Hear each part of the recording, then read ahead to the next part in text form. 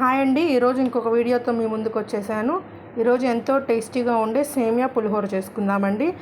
ముందుగా stove on చేసి pan పెట్టిన అందులో కొంచెం సాల్ట్, టర్మరిక్ వేసి ఈ వాటర్ బాగా మరగనియాలండి. యాడ్ చేద్దామండి. బాగా ఉడకాలండి సేమియా.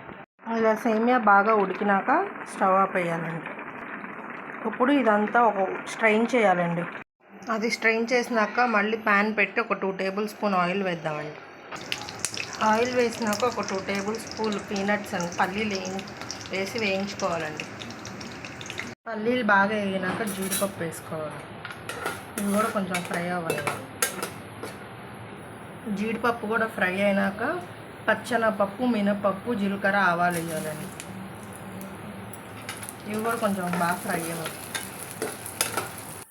ఎండుమిరగాయ అండి, కరేపాకు ఉంటే యాడ్ చేసుకోండి. నా దగ్గర లేదు అందుకని వేయట్లేదు. ఇవి బాగా వేగాలండి. తాలింపు గింజలన్నీ బాగా మాగినాక 2 పచ్చిమిర్చి చీలికలు వేసుకోవాలి.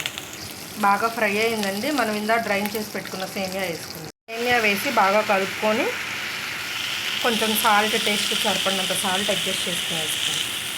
ఇలా బాగా మిక్స్ చేసుకొని ఒక 5 మినిట్స్ వేగనియాలండి. అంతేనండి. ఫైనల్లీ కొంచెం కొత్తిమీర వేసుకొని ఒక 5 మినిట్స్ హీట్ అంతా ఇదైనాక ఒక నిమ్మరసం పిండితే, ఒక లెమన్ స్క్వీజ్ చేసి పిండితే సరిపోతుంది. ఎంతో టేస్టీగా ఉండే సేమియా పులిహోర రెడీ అయిపోతుందండి. ఈ వీడియో కనుక మీకు నచ్చినట్లయితే లైక్ చేయండి, షేర్ చేయండి, సబ్స్క్రైబ్ చేయండి.